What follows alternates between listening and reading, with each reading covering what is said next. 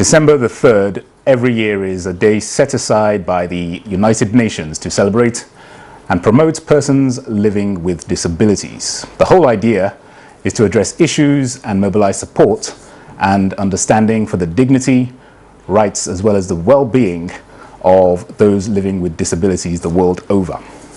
25 million people reportedly suffering from one disability or another, and 3.5 million of them having difficulties moving around in Nigeria. The obvious question is, are the physically challenged, those people living with disabilities, given the required attention and consideration in policy formulation across board in Nigeria?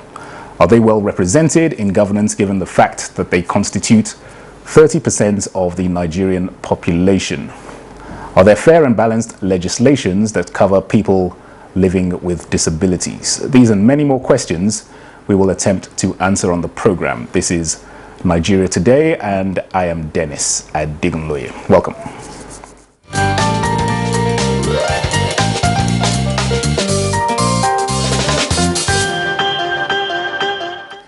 And with me in the studio to discuss mainstreaming persons with disabilities in governance is Ekaete Judith Omo. She is the National President, Joint National Association of Persons Living with Disabilities. You're welcome to the program. Thank you very much. Thank you. And also with us is Ishiaku Adamu, President, Nigerian Association of the Blind, NAB. Thank you for joining us, sir. Thank you. All right. You're both very welcome. So today is the day to mark the persons living with disabilities. Let's start with you, Judith. The figure stands at about 15% of the world population that's living with disabilities, persons living with disabilities. Is this an accurate figure, and how did we actually get to this point? Well, thank you so very much for having us today, and colleagues. Happy International Day for Persons with Disabilities. Yeah, 15%. That is drawn from the WHO report of 2011. Right. That says that there've been a shift. It used to be 10% of global population, but with WHO report on 2011, it says now there's a shift. We've now moved from 10 to 15% global, and this could be much more in any developing, countries. So that figure is accurate, and there's this great absence of data in Nigeria as to how many persons with disabilities we are. So we're inching our conversation or our debate around the global WHO report of 15%. So to some extent, that is where we are. All right. So in terms of the figure in Nigeria, what would you, obviously you can't have a completely accurate figure, but how would you estimate those living in the Nigerian context? Well, it should be much more than 15%, but the WHO report says in developing countries there could be much more. Okay. So if you do 15% of our 180 or 190 million, that means we are over 27 million going of persons with disability in the country. All right. Okay, let me bring in Ishiaku Adamu, President of the Nigerian Association of the Blind. We're marking, obviously, the United Nations Day, celebrating persons living with disabilities. Just give us your opening remarks concerning this day. Well, we thank God in Nigeria, as like any other nation around the world, we are celebrating the day, and under the umbrella of our association, that is Joint National Association of Persons with Disabilities. A lot of activities took place. We had a town hall meeting whereby we deliberated on issues that affect persons with disability in Nigeria, particularly our bill, one of our cherished demand in this country. We are trying to strategize on how best we can approach Nigerian government to ratify or to sign the bill, because Nigeria is one of the first countries that signed the United Nations Convention on the Right of Persons with Disabilities since 2010, but up to now Nigeria did not domesticated that, and for almost 3 times we lost the bill after being passed by the National Assembly, and now it's still in the National Assembly. The Senate passed it of recent. We are waiting for the House of Representatives to do the same and harmonize it and then send it to the President for assent. So this is what we have been canvassing, because without the bill, nothing will happen in terms of promoting the betterment of persons with disability in Nigeria. All right. Staying with you, obviously, we're aware of your organization. How do persons living with disabilities in this part of the world, especially, you know, able-bodied, if I can say that, is people are facing enough challenges as it is. What is the situation for those who have got one physical disability or another? So you can say it's a double challenge, because first we live in a developing country. As you said, everybody faces a lot of challenge. So for person with disability, it's a double challenge, because in addition to that of the other general public, we have a peculiar one that is affecting person with disability in terms of almost all aspects of life. When it comes to education, employment, in terms of attitudinal, in terms of access to physical environment and other things. So it's a lot of challenge if you look at it. So persons with disability are facing double challenges when you compare with the general public. All right, okay, so let me bring you in here. Give us your experiences with regards to what the persons living with disabilities face on a daily basis, given the peculiarities in Nigeria that able-bodied people face themselves on a daily basis. How hard is it for those persons living with disabilities? Well, I could just begin to amplify what my colleague has just said. It's just to agree with him that is the case, but it's not changing, and that is why every year there's different themes that the UN will set for us to raise awareness about the issues of persons with disability and the challenges that they face. If you look at this year's theme of the International Day celebration, it said empowering persons with disability and ensuring inclusiveness and equality. It shows there's still a huge gap. So if we want to narrow down to the Nigerian situation where you do not have a law protecting our rights, and with the different barriers that we face every day in our daily lives, you can just imagine, you know, what we face. It's just, I don't know how else to contextualize this so that people will begin to appreciate what the issues of persons with disability in the context of human rights and development, you know, discourse, as it were. So it's not just like, oh, we are not being cared for. No, we don't want to hear those kind of things anymore. What we're saying is that we're human beings, we have rights like any other citizens, and that we are facing barriers in the society that's not making us to exercise our rights. We want to enjoy our full human rights, and those barriers are the things that we're asking every day to government. Remove these barriers so that we can have quality life. So the challenges that we face is all about the barriers. We have impairment. We are not denying the fact we have impairment, but we say impairment is not just enough to exclude us from participation, and that the disability we face is because we meet some obstacles and the society that is interacting with our impairment and is producing that thing we are calling disability. Honestly, it's a social construct. If I ask you to show me disability, you will just be pointing at people who have impairment. But the word disability, like gender issues, is a social construct as well. So generally, if we want to take it off those discussions like pitting, and want to situate it within human rights and development context, we're asking, we are here. And society, remember that when you plan and design and plan projects, know that take diversity into consideration, and there are people who have impairment and they are facing barriers in the society, so that you plan your program in such a way that those barriers will be removed. And indeed, physically challenged persons have complained on numerous occasions about discrimination and disenfranchisement with regards to their rights in mainstream daily life and governance. So what you're saying basically is that the relevant agencies need to be up and doing with regards to in inculcating these rights for persons with disabilities. All right. Absolutely. Would you say there's a fair representation of people living with disabilities in governance? Let me bring this to Ishiaku.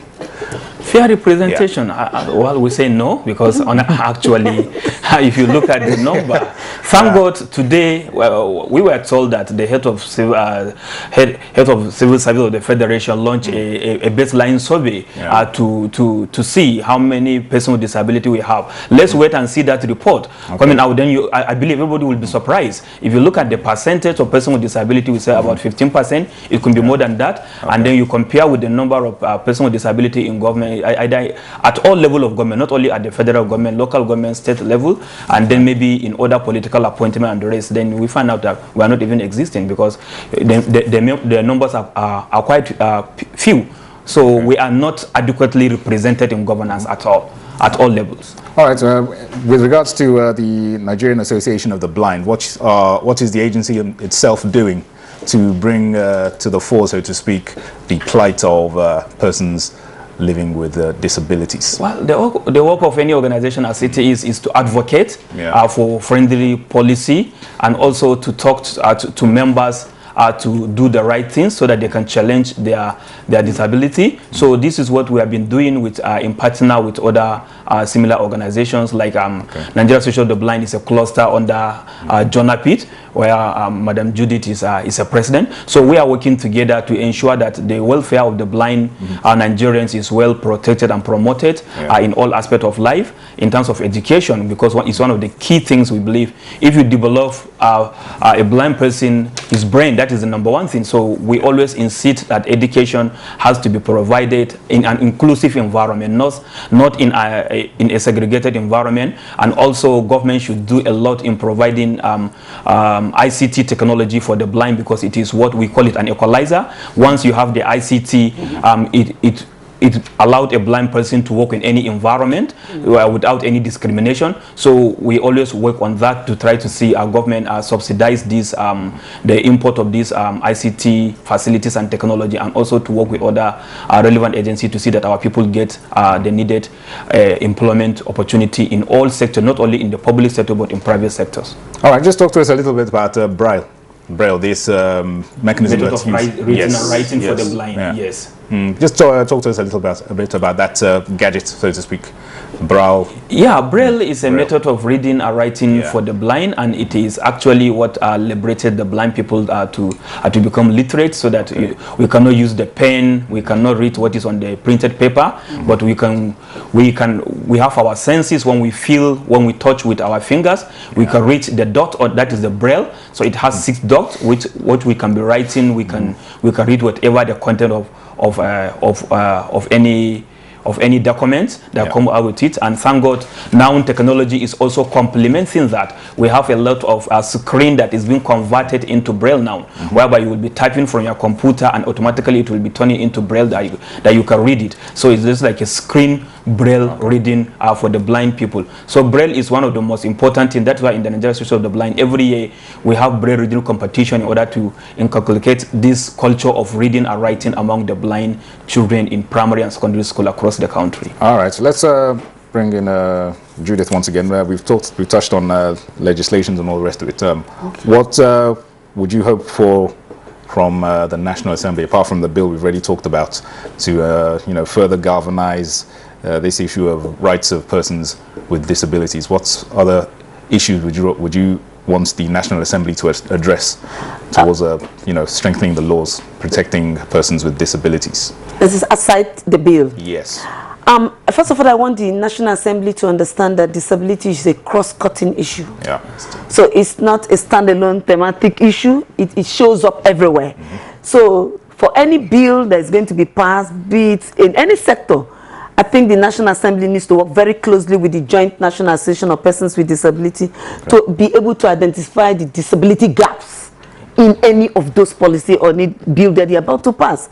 So that when we do that, then the disability component will be well situated in across all policies or all bills or laws that they're going to pass. So while we are looking at the bill as a standalone issue that we address holistically what the issues of persons with disabilities are, we also want it to be seen cross-cutting in every aspect, from agriculture and any law in this country that is to be passed. And it should encompass all that is regarding persons with disabilities. Absolutely, absolutely. There's the component, and I mean, we are the experts. We are here. If it is time to go to, that kind of bill comes before them within the first, second, and third reading, I think they should work very closely to us to incorporate, because definitely there will be a disability gap. And we think that will increase the visibility for people with disability in all sectors and in all parts of life. So that is what I want the National Assembly to start looking at it. And again, I want, the National Assembly, we, not just me, want the National Assembly to begin to understand disability issue not like a welfare issue. Okay, yeah. It's not like we're doing you a favor, but you have rights that No, it's not a favor. Exactly. We are here. We are here. We are screaming. We are here. You better see us. We are here. That's right. Because if you don't see us, we'll keep screaming until you see us. So we want to see it as a human rights issue, and that it is a plus. It's a win-win situation, and that they carefully look at it, and we can offer that technical assistance to enable them balance any before them. All right. Make sure that it takes well, we'll continue our conversation. Let's just take a quick break now and take this topic to the streets. The program is Nigeria Today, and we've been discussing inclusion of persons with disability in governance. Let's go to the streets now and get the views of Nigerians on this issue.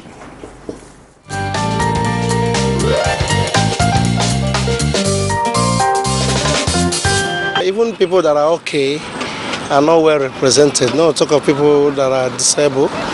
But we are praying that there will be a change, a sincere change and a sincere turnaround in governance, where people will be sincere in representing the people's interests. If you go to other countries, they make good life better for them. Most of them work in an organization that are paying them very well. Still, the government take care of them. But here, they will go and dump them somewhere. After which, for some time, nothing will happen. They will come back because nothing is happening there. Yeah, the disability in Nigeria, I don't think they were treated well because they don't really fix them well. Most of them don't have anything. They end up begging. Most of them are beggars. As far as I know, I have not saw provision for them. Other infrastructure or this toiletry or something like that, where they can even easily ease themselves like every other human being. I know it has been a situation in this country. Most of the things are not being taken care of. But as far as I know, they are not being taken care of. I have a relationship which at long run, the family said, what are you going out with that girl that doesn't have leg? You understand me? I now saw the way the guy withdrew himself. I met another guy which happened to be in pregnancy. We were dating, but at the long run, I took in for him. The family said the same. Why will you go and impregnate a cripple? Till today, I'm suffering alone with my child.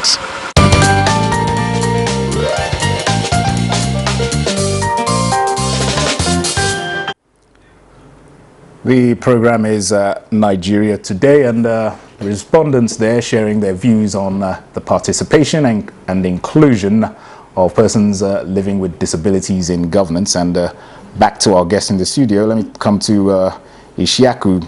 I was particularly moved by the last speaker in those interviews that we conducted, talking about her personal experiences, the devastation she experienced.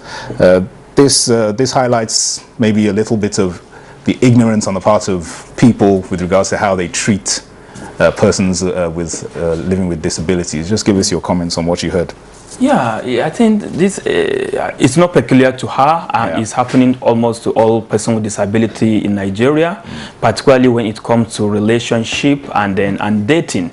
You see, person with disability is where we find it another very, very challenging and very, very difficult, particularly women with disabilities.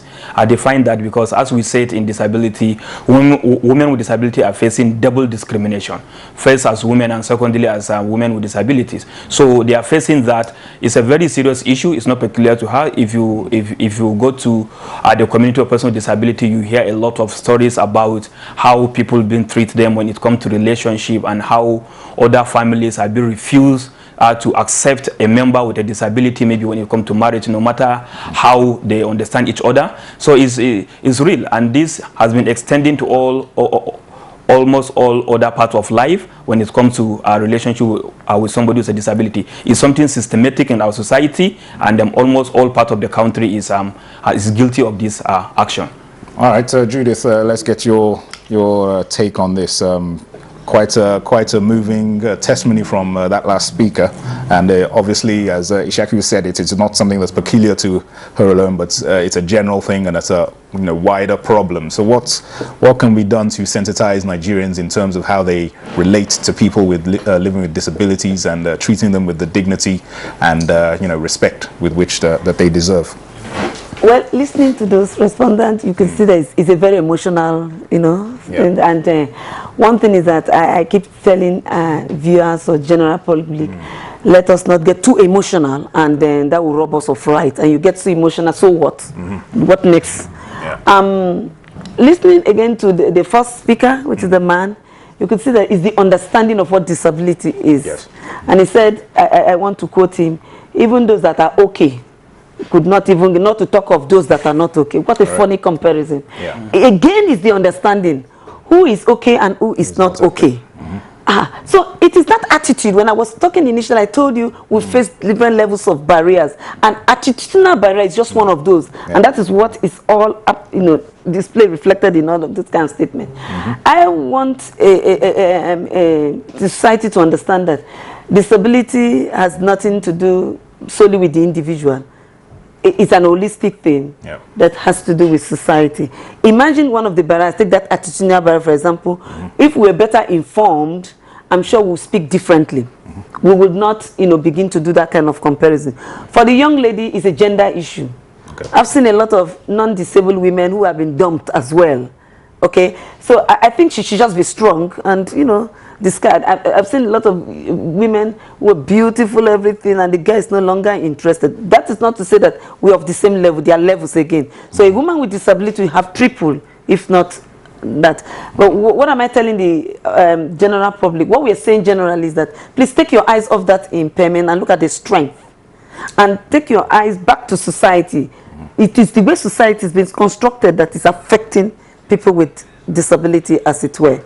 So let's begin to look at the inner strength. Let's look at the barriers that we face as human beings, and let's know that we belong to the same society. There's no way you can eradicate disability. No, it's always going to be there. It's always going to be there. All right, Ishaku, what we've touched on it earlier, but let's just look at it again. What would you hope for from the government in terms of easing the burden of moving around for persons living with disabilities in terms of you know, infrastructural developments? Yes, I think it's for government to adopt the universal design, which incorporates all aspects that will promote inclusion in terms of making all building and structures, either public buildings or any commercial buildings, accessible to everybody, including persons with disabilities, without any barrier. For instance, getting into so many buildings, you find out that somebody in a wheelchair cannot get into that particular building, and then we have a lot of issue of opening drainage. A lot of blind people walk around. It's not safe. And a lot of people park indiscriminately without having parking space, not knowing that person with disability exists in that community, and then or people just come and put things indiscriminately without any consideration. So these are issues that need to be addressed, because when you remove all these barriers, then you are promoting inclusion, and then you are removing the barrier we are talking about. If somebody on a wheelchair can get into a building, let's say into a classroom, and take his lectures like any other person, then the issue of disability has been removed completely. If I can just carry my guide cane and walk, let's say I want to walk from here to Jabi, I don't want to enter a taxi because maybe I want to stretch my legs. Let's say the road is safe for me because there is a traffic light will talk to me, it will alert me if something is coming, all the drainage are well properly closed, nothing will affect me, so that without any scare of being dropping into a culvert or something like that. So these are issues that has to be addressed holistically, and it has to be started right from the designing of the building. It has to be a kind of a law that whatever building or construction of road that is going to take place in Nigeria, government should ensure that that aspect of accessibility is included. And without adopting the universal design, we cannot achieve that. All right, Judith, in less than 20 seconds, just tell us what Nigerian citizens can do to give persons living with disabilities a sense of inclusion and belonging. Just very briefly, please. Well, we've said it all from the beginning. Let's look at those barriers and address those barriers. But one thing I want to say generally is that we have the guidelines and the document before us. Nigeria is very quick at signing any international instrument. Let's go back and take a careful look at those instruments. For instance, we've signed and ratified the UN Convention on the Rights of Persons with Disabilities. Those articles in the convention has given us a guideline as to how we can promote inclusive society. Can we all go back and look at it very carefully and look at those articles step by step? Then we have the way forward. All right. So I'd like to appreciate you both for your contributions on this topic. That is it on this edition of Nigeria Today. But before we go, we want to appreciate our guest, Ekaete Judith Omo. She is the National President, Joint National Association of Persons Living with Disabilities, and Ishaku Adamu, the President, Nigerian Association of the Blind. Once again, we thank you both for your insightful contributions to this topic. Thank you. Thank you. And to you, our guests, we thank you for watching. And remember, you can watch this or any other episode online at www.youtube.com/News24 Hub. My name is Dennis Adignoye. Enjoy the rest of your day.